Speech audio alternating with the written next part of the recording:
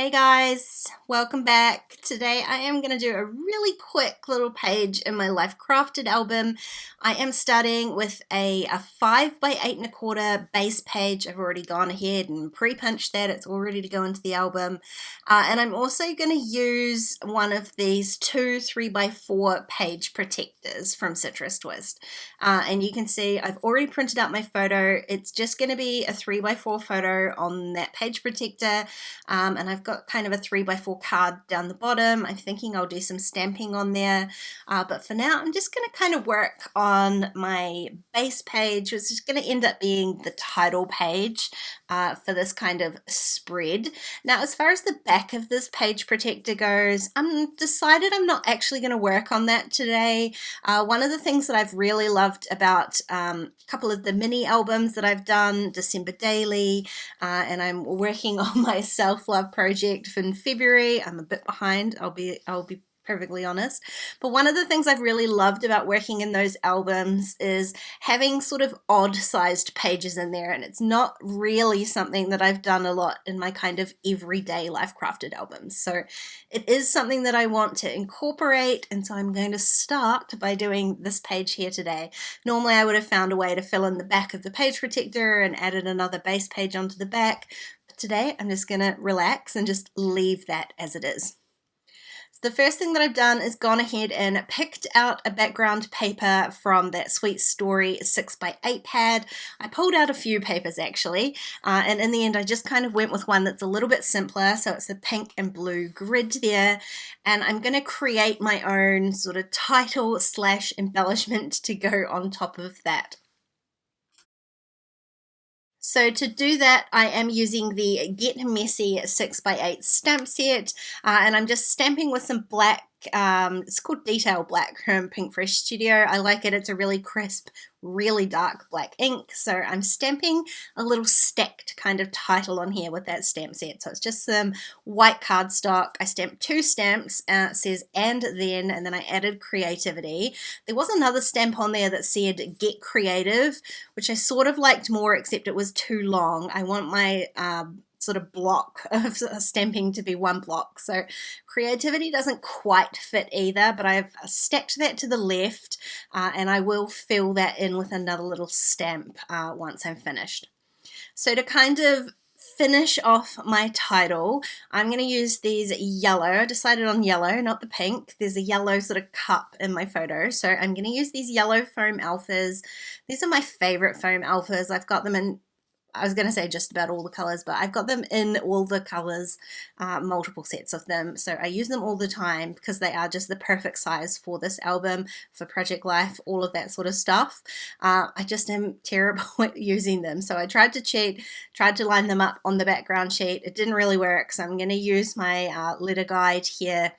And I'm trying to space these out so that they will again be part of that block. So it's going to read coffee and then creativity, and that is pretty much close enough. I've got that all lined up so I can stick that down onto my card.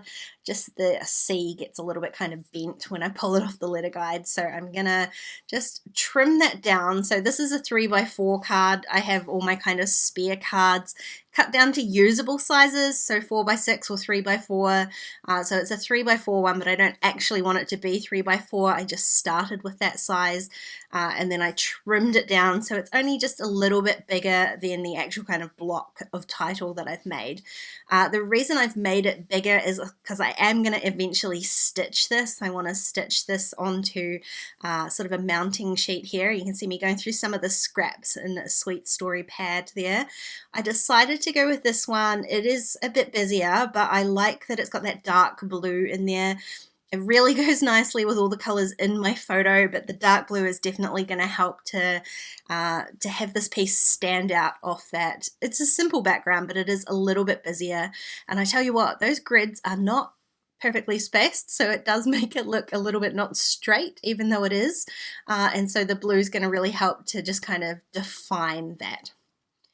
I've really lightly adhered that pattern paper onto the background card, and same with this kind of embellishment title that I've made. I'm just going to lightly adhere those down because I'm going to adhere everything down perfectly well with my sewing machine. So I used some black thread and I stitched all the way around that background piece.